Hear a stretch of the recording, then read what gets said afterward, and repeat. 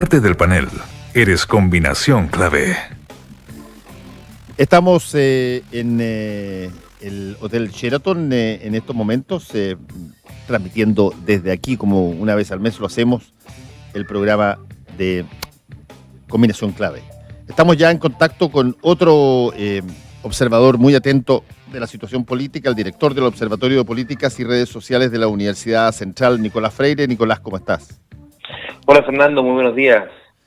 Hemos estado tratando de evaluar, analizar lo que fue el debate de la Asociación Nacional de la Prensa ayer. ¿Hay alguna cosa que te haya llamado particularmente la atención ayer? Sí, a mí me llamó particularmente la atención, sobre todo en el primer bloque del debate, cómo los candidatos fuesen interpelados y fuesen, de alguna manera, dedicasen atención a temas que son un poco más específicos. Yo creo que es significativo cómo comienza el debate en la primera pregunta que se le hace a Marco Enrique Ominami, que tiene que ver con, no con un tema país, sino que con un proceso específico, un tema de justicia, la formalización que él tiene. Yo creo que distintas preguntas tuvieron más que ver con los hechos políticos que viven los candidatos, más que con la oportunidad de observar, de escuchar de ellos verdaderas propuestas. Yo creo que esa fue, digamos, la primera reacción que provocó en mí, digamos, el poder observar el debate y darme cuenta de eso. Tal como pasó con Marco Enrique Ominami, se le preguntó, obviamente, por las cuestiones que involucraban a Piñera en el caso SQM o a Carolina Goich en la relación Democracia Cristiana, Nueva Mayoría, en la eventualidad de apoyo en segunda vuelta. Entonces, yo creo que fue significativo y un poco ejemplifica la situación actual de los candidatos a la presidencia de la República, que destacan más justamente por el rol personal y, llamémoslo así, los problemas personales que aquejan o que significan sus candidaturas más que por las propuestas en sí. Sí, estamos conversando con Nicolás Freire, él es director del Observatorio de Política y Redes Sociales de la Universidad Central. Ahora, quiero colgarme un poco de la segunda parte de tu título, de la parte de redes sociales. Este es un debate que fue organizado por la Asociación Nacional de la Prensa, que estamos hablando de la prensa escrita. Por lo tanto, las relaciones con la televisión fueron reducidas básicamente a que transmitió Universidad Católica de Valparaíso Televisión. No estaba abierto a todos los demás canales. Los canales recibieron una posibilidad de usar unos pocos minutos del debate en sus noticieros centrales o en sus noticieros posteriores, pero entonces se dejó amplio espacio para las redes sociales. ¿Qué tanto viste tú, al margen del rating que haya sacado el programa en televisión, qué tanto viste tú una actividad muy fuerte respecto a las redes sociales en torno al interés por el debate? Mira, ahí también yo creo que justamente como tú lo señalas, el hecho de que en el debate o en la presentación misma del debate se señalara la posibilidad de verlo vía streaming, la posibilidad de utilizar otro tipo de plataformas, ya es significativo con respecto al usuario de las redes sociales, que también, digámoslo, no es un usuario consumidor específicamente de medios tradicionales como pueden ser aquellos de la televisión en particular. Pero hay un dato también y que tiene que ver un poco con cuándo y cómo se posiciona el debate. Hay horarios en los que se sabe hay una conexión mayor y una conexión menor en las mismas redes. El horario en que fue diseñado, el horario en que fue realizado el debate tampoco privilegia mucho el uso de las redes sociales como mecanismo de interacción. Por lo tanto, ¿por qué digo esto? Porque yo creo que se va a generar un mayor número de conversación posterior. En otro tipo de debates que han ido, llamémoslo, en horario estelar, por así decirlo, ¿no? Obviamente no con todos los candidatos, pero que sí han gozado en otro tipo de palcos, que han gozado los candidatos y que han sido en horario estelar, por así decirlo, la interacción se da en el momento del debate. Por lo tanto, además, es una interacción que está marcada y en otras ocasiones, Fernando, lo hemos conversado, por una mayor visceralidad de la conversación. Yo creo que el horario y la posibilidad para el tuitero o para quien comenta el debate en otro tipo de redes sociales, de comentarlo después, porque su horario natural de conexión es después de aquella en la que fue transmitido el debate, permite, y eso es una hipótesis a comprobar con el equipo del observatorio, una menor visceralidad en la conversación, una mayor reflexión y quizás permite también una valoración de los distintos candidatos, de las distintas propuestas y una mejor visualización de cómo, qué reflejo o qué refleja la mención a un determinado candidato con respecto al horario mismo en el que el candidato estaba dando una posición o respondiendo un emplazamiento. Por lo pronto, lo que podemos decir en las redes sociales es que con estos famosos hashtags que son la manera en que los comandos se organizan, ¿no? Sí. Nosotros hemos tenido acceso a distintos mensajes previos de muchos candidatos que dicen, bueno, hoy día está el debate, organízate con este hashtag. Es una medida que usan los comandos de campañas para hacer viral el mensaje, colonizar espacios, etcétera. En relación a los hashtags vimos que hay posiciones bien parejas. Domina la conversación, obviamente, el hashtag de Sebastián Piñera, que es una cuestión también natural porque tiene una masa de seguidores mayor a la que tienen otros candidatos. De hecho, no domina en la misma proporción que debería dominar si tuviésemos que señalarlo de acuerdo a la cantidad de seguidores, ¿no? El hashtag que era Piñera Debate en ese sentido. Entonces, yo creo que en las redes sociales se dan otras dinámicas, se plantean otras formas comunicativas y las distancias se acortan, por así decirlo.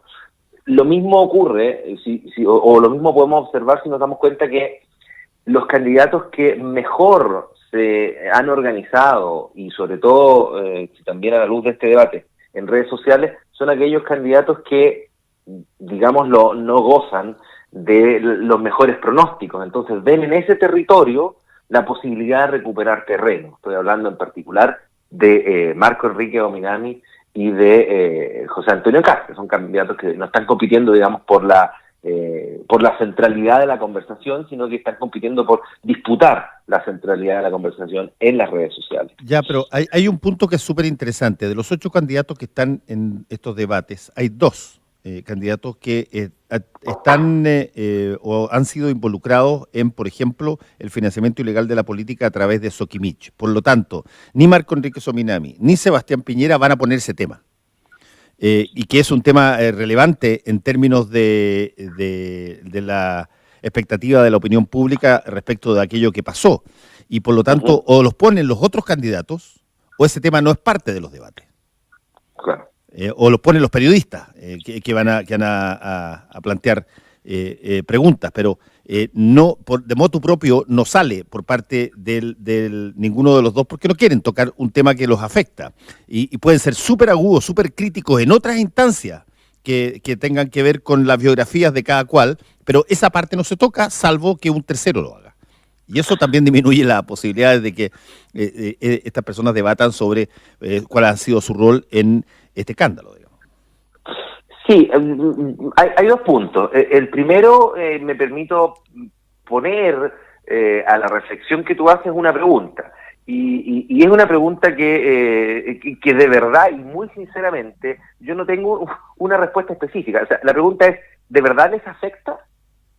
La pregunta es el debate sobre... No estoy diciendo votos, perdona, Nicolás, no estoy hablando de que eventualmente los pueda afectar en votos, puede ser que no. No, me refiero a que los afecta en el debate propiamente tal, ahí, en que les pregunten. Cuando uno los entrevista, yo he entrevistado a Sebastián Piñera y a Marco Enrique Ominami profusamente, y les toca el tema, están tremendamente incómodos, están molestos en algunos casos los dos. No quieren que sigan preguntando eso. No me estoy refiriendo a que eso va a influir necesariamente en votos, pero sí influye en su postura, en su posición, se sienten incomodados, preferirían que los interpelaran por cualquier otra cosa. Perfecto, ok, entiendo. Y entonces lo que puedo plantear es la segunda constatación, y es la siguiente. Sí, es cierto que en términos de comodidad del discurso, en términos de que obviamente preferirían no tocar el tema, más allá de que les pueda afectar o no en términos de voto, pero es un tema que si no se toca, mejor. Y eso, y tú mencionaste dos casos que son específicos, sobre todo desde las redes sociales, ya que también me lo preguntaste así. Sí, exacto.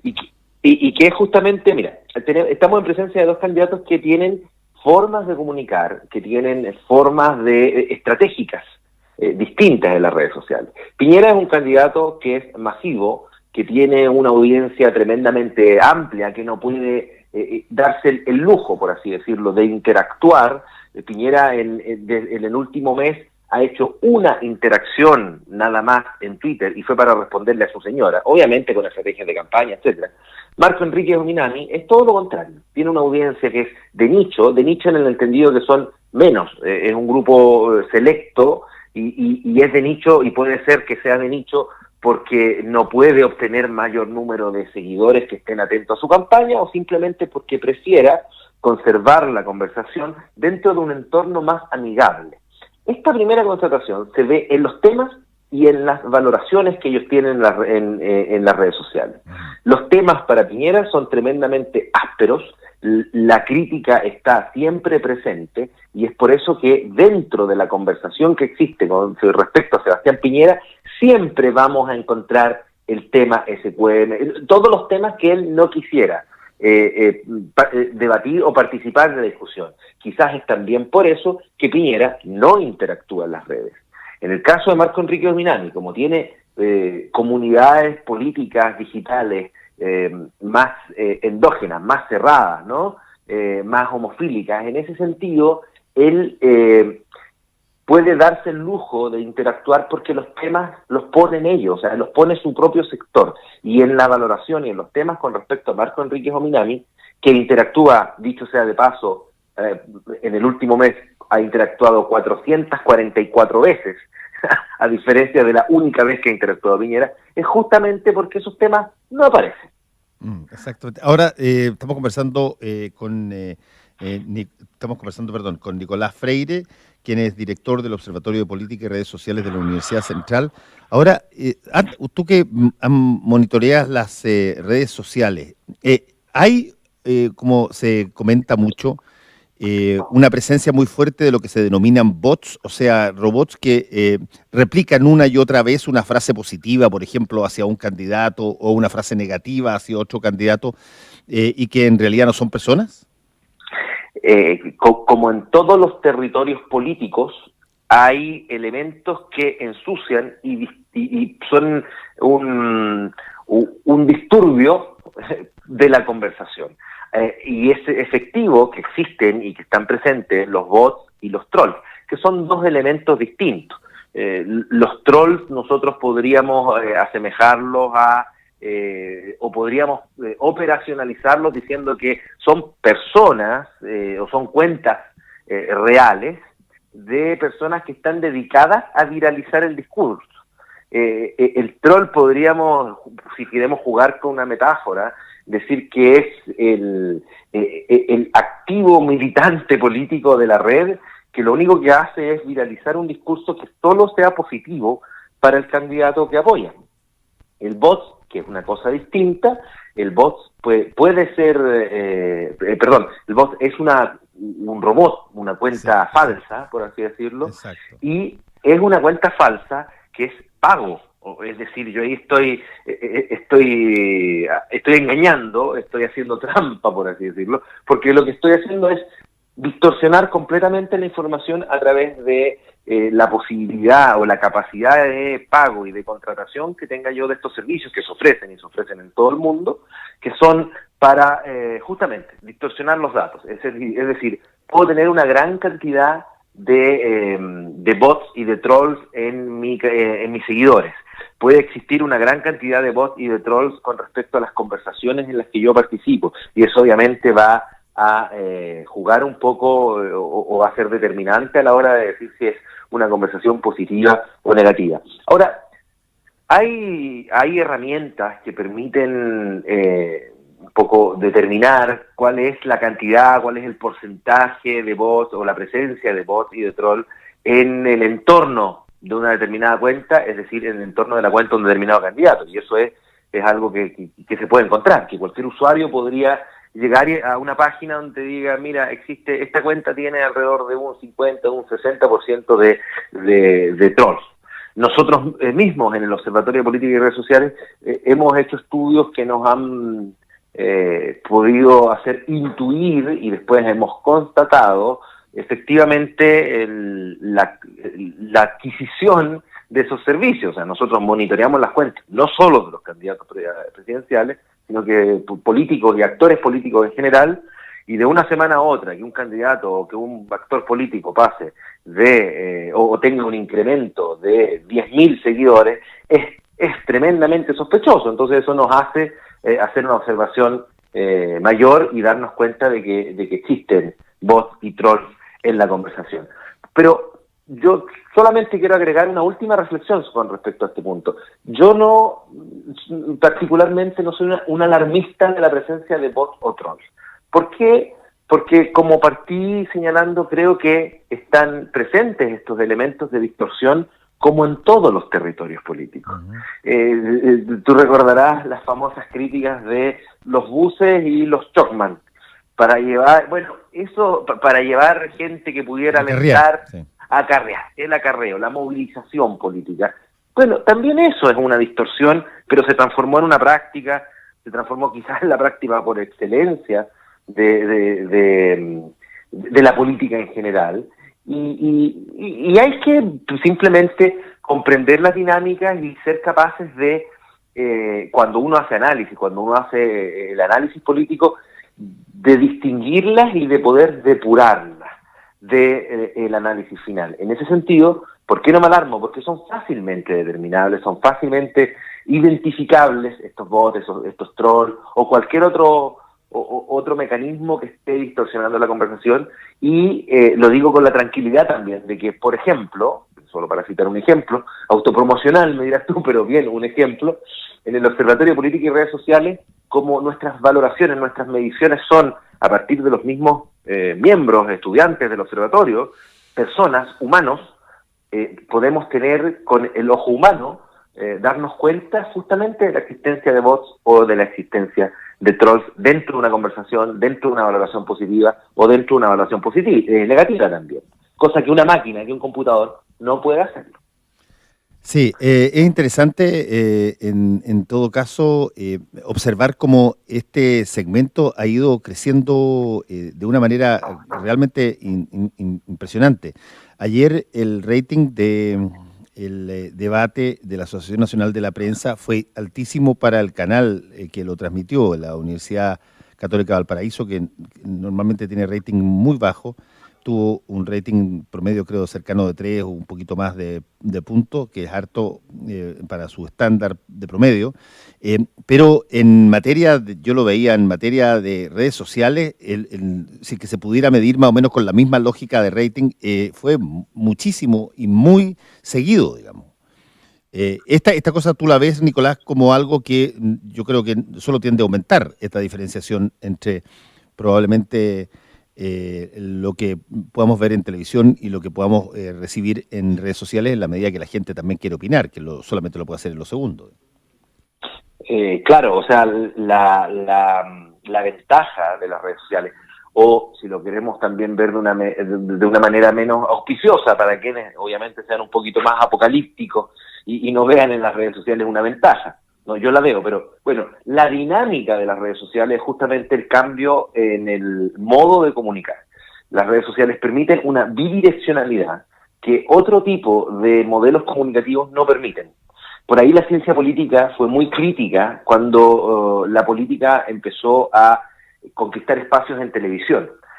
Fue muy crítica, se habló de hecho autores reconocidos en politología en ámbito mundial, como lo es Giovanni Sartori, habló de la telepolítica y habló de ella un poco criticándola y diciendo, bueno, esto el punto central del asunto de Sartori, esto nos hace más tontos y tampoco nos permite interactuar. O sea, aquí no se trata de elegir por medio de un botón, conectándose un poco también a lo que fue la era de Internet. Él decía esto por ahí por los años 90.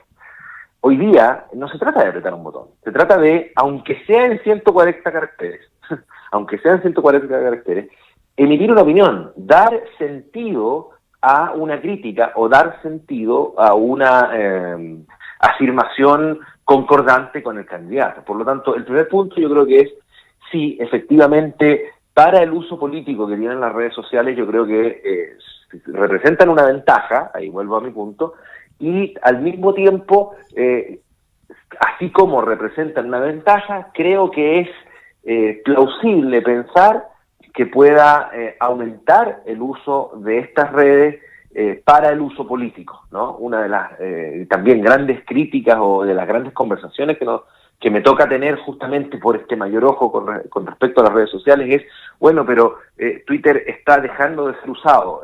Puede ser que esté dejando de ser usado como en el sentido de la red social, pero el uso político de Twitter está aumentando. Y está aumentando también y este es el segundo punto, porque las redes tienen la capacidad de colonizar espacios. Y entonces el usuario, el internauta, cuando se encuentra, cuando se conecta o cuando se conecta a cualquier red social, se conecta a Twitter, cuando se conecta a Facebook, lo que hace también es permitir que el discurso que se genera ahí se pueda de una u otra manera viralizar. Pensemos, por ejemplo, el caso y cuando para explicar bien y para poder hacer ejemplos concretos de qué manera se viraliza. El caso de Loreto Carvajal, sí, claro, donde ella emite esa opinión, ¿no? Que genera Loreto Letelier. Letelier, perdón, sí, Letelier, un lapsus. Sí. Loreto Letelier, que ¿dónde lo emite? En Twitter, en la red social, y esta termina colonizando todos los espacios, la prensa escrita, el mismo debate, de acuerdo a la pregunta que le realizan a Piñera. Entonces uno se da cuenta de la capacidad que tiene la red de viralizar un mensaje. O sea, y podemos tomar otros ejemplos de candidatos que son menores y que han ido utilizando estas redes para poder posicionar su espacio.